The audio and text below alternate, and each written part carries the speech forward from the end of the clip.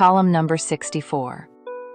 The moment of falling asleep in Cassini's case. Part 1. Saturn II. A lonely trajectory through silence. At 4:43 a.m. on October 15, 1997, a Titan IV rocket roared into Florida's blue sky. At its tip rode NASA's Cassini spacecraft, bound for Saturn. First, 2 gravity assists at Venus. Then, remarkably, it returned to Earth 2 years later for another boost. Accelerating onward, it slipped past Jupiter, alone in vast space, executing tasks without sound, without hesitation, without applause. Cassini swung by Jupiter on December 30th, 2000. Saturn orbit insertion came on July 1st, 2004, at 10:11 p.m. Eastern Time. Nearly 7 years of travel, 3 to Jupiter, 4 more to Saturn. And then, instead of a brief visit, 13 years of meticulous work. Even so, Saturn is still nearby in cosmic terms. Uranus lies twice as far, Neptune 3 times, and the solar system doesn't even end there. 20 years earlier, in 1977, Voyager 1 launched. In 2012, it left the heliosphere and entered interstellar space. Absolute silence, absolute calm. The sun now just another star. With luck, perhaps 80,000 years from now, it may approach another system. Space travel is measured not in distance, but in patience. Part 2. Saturn I. Seeing before understanding. In 1610, Galileo pointed his handmade telescope at Saturn. He failed to recognize the rings. Recognition, after all, requires concepts. He simply saw a strangely shaped planet and was baffled. 45 years later, Christian Huygens proposed the ring. 20 years after that, Giovanni Cassini identified gaps within it, the largest now called the Cassini division. All of this unfolded in the 17th century amid the scientific revolution. Copernicus, Kepler, Newton, stars of intellectual upheaval. A cosmic paradigm shift. Today we know Saturn's rings are astonishingly thin, often just 5 to 30 meters thick. But progress wasn't smooth. In 1633, Galileo was tried for heresy. Even Newton immersed himself in alchemy. No one escapes the spirit of their age. Yet the Church acknowledged Galileo's condemnation as mistaken only in 1992, 3.5 centuries later. Even truth sometimes waits for its apology. Part 3. The moment of falling asleep. Consciousness slipping softly away. I once assumed everyone experienced the moment of falling asleep. It felt ordinary to me. Then one day I casually wondered aloud, maybe dying feels like falling asleep?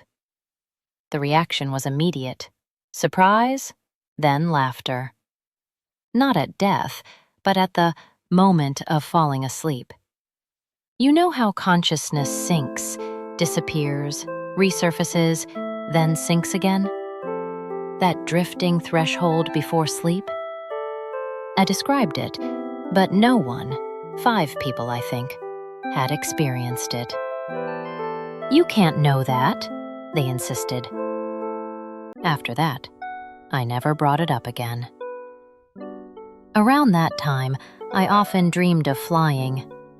When those dreams stopped, the falling asleep moment vanished too, as if something left with the wings. It had been an entertaining little journey each night. Sometimes we stop dreaming and don't notice what went with it. Part 4. Into Saturn. A deliberate final descent. On January 14, 2005, Cassini released the Huygens probe to Titan, Saturn's largest moon, larger than Earth's moon by half. It discovered lakes of liquid methane. At Enceladus, Cassini confirmed geysers and subsurface water. On July 19, 2013, Cassini turned its camera toward Earth from Saturn's shadow. The day the Earth smiled. A tiny blue point beneath the rings. A view like looking through a spacecraft window. From 1.44 billion kilometers away, Earth carried everything and kept spinning. Then came the end. To avoid contaminating potentially habitable moons, Cassini dove into Saturn itself. Even during the plunge, it transmitted data, antenna aimed at Earth. The final signal reached us at 7:55:46 a.m. on September 15, 2017. The spacecraft had already been gone for 80 minutes. Even endings could be carefully planned. Part 5. Epilogue, a monologue. Une vie sans flamme pour son éternité, à Paris, Francine.